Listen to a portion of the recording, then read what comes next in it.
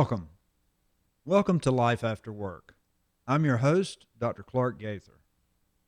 Life After Work is the source, the tool, the solution for redesigning and transforming your life when your life's work, for whatever reason, is coming to an end or has come to an end. In the last episode, I discussed the hallmarks or symptoms of professional job-related burnout. In this episode, I want to address the underlying causes, the actual underlying causes of burnout in the workspace. If you will recall, I made the statement that 90% of professional job-related burnout is created or caused by the work environment. Only 10% of the time is burnout caused by the individual. So I want to name for you the 6 major underlying causes of job-related burnout. Now, there are more than 6, but there are 6 major underlying causes. And these were determined back in the 80s by Dr. Christina Maslach, and they've not changed a lot since that time. So here they are, the 6 major underlying causes of professional job-related burnout. Number 1, work overload. Many workers do not have control over what is placed on their work plate. So, for instance, if a coworker leaves, somebody has to do that work. And so often it's distributed to those who remain. And there's this constant push for productivity, increasing output. Companies looking to save money on the bottom line will often eliminate employees, but that means that work has to be done by the remaining employees. And so there's this ever-increasing workload for many that just gets to be too much. And so work overload is the first underlying cause. The second is lack of control. Many people who work do not have control over their book of business or how much they are required to produce during a day. They have quotas sometimes in the workspace that they have to hit in order to get a certain wage or a certain bonus. And they feel that they have no control over their day, that there's no room for innovation or creativity or making decisions on the fly because there are protocols or company or office policy that sometimes will not allow them to do what they know is needs to be done and what's right to do. So work overload, lack of control. Number 3 is insufficient reward. Now, you take a job for many different kinds of reward. One is, of course, pay or salary. But that often takes a back seat to people desiring to do what they like to do, what they enjoy doing, what they feel utilizes their natural talents and abilities to the utmost. And they get personal satisfaction from that. And often personal satisfaction or that intrinsic reward that people can get is often more important than salary. Now, in these tough economic times with inflation the way it is, people are eyeing their own bottom line. And, of course, salary may take the number 1 spot. But there are many different kinds of reward.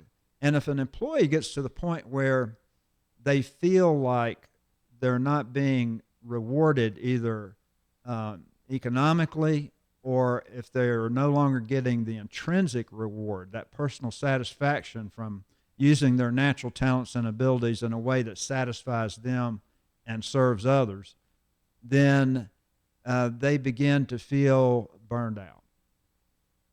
Number 4, breakdown of community. Now, we often talk about our work family, and it is a family in a way. If you work with other people, you get to know them. They tell you what else is going on in their life outside the job. You tell them what's going on in your life outside the job. Sometimes sympathy and empathy is expressed based on what's happening in your life or the lives of others. And so you get to know people on a personal level, and that becomes a community, a work community or work family. When people are so busy that they don't have time to stand around the water cooler and jawbone about what's happening in their life or in the lives of others, then they begin to feel isolated and siloed up. They begin to feel like they're in it all by themselves. And so they lose that sense of connection that they have with their coworkers. And that's important because everybody needs to feel in the workspace, everybody needs to feel like they're pulling on the same rope in the same direction. And when you have breakdown of community, then you may lose that sense of purpose that your organization should have for serving its customers. So breakdown of community is number 4. Number 5, absence of fairness. Now, the sense that you have that your workspace is unfair depends on the job that you have and the conditions or circumstances on the ground. I will tell you this, wherever there is not openness, honesty, and trust, then people do not feel like they're being treated fairly.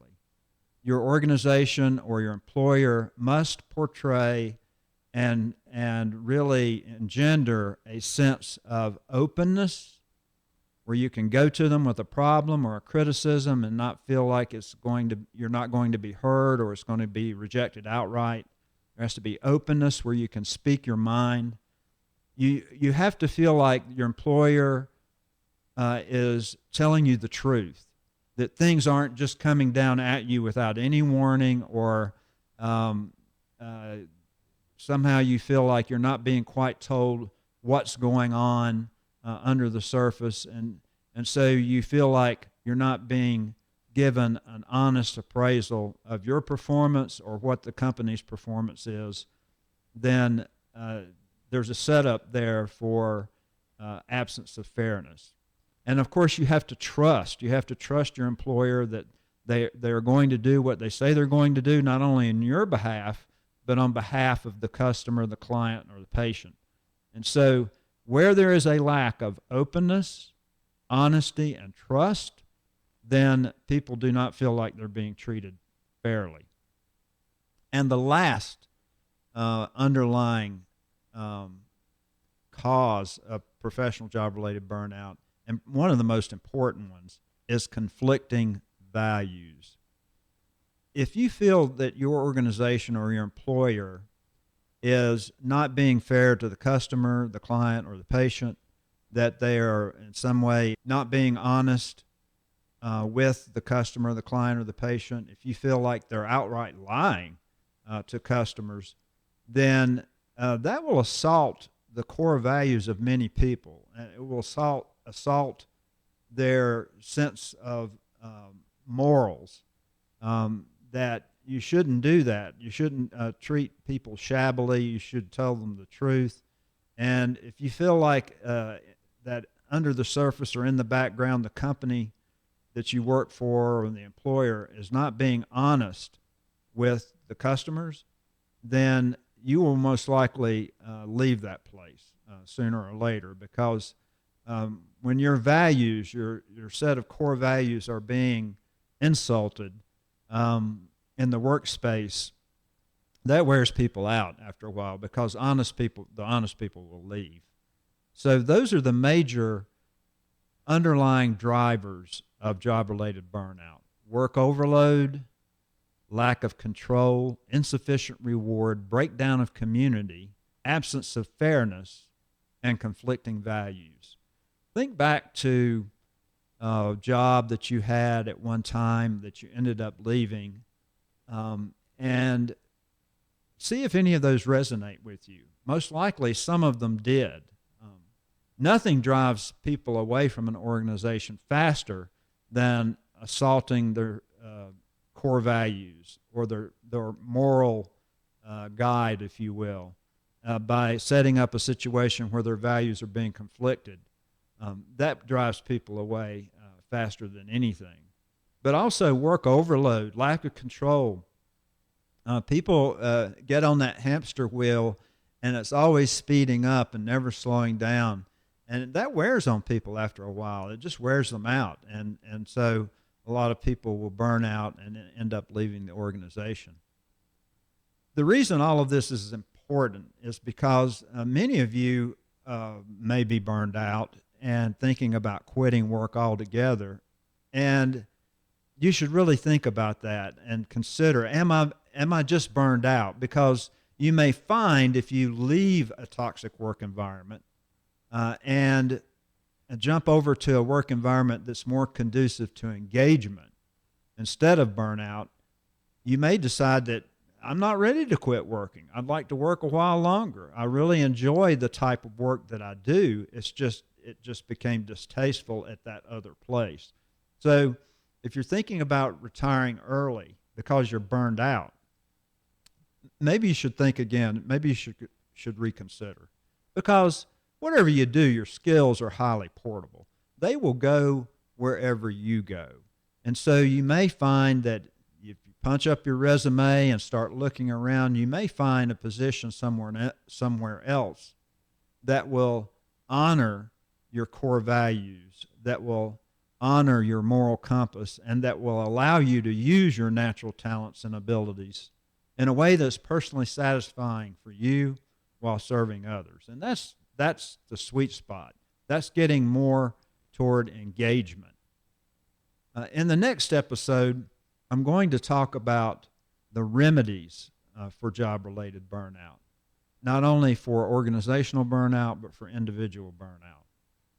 Until then, be sure to like, share, and subscribe so that you can receive notification as soon as new content is released. Also, Life After Work publishes a free newsletter. And in that newsletter, there's much more information than I will be sharing here on this channel. So be sure to check it out. The link for that newsletter is in the description box down below.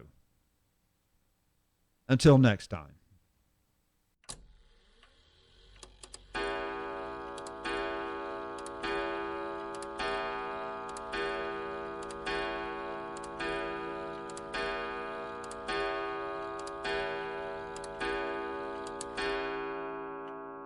Be sure to, I did it again.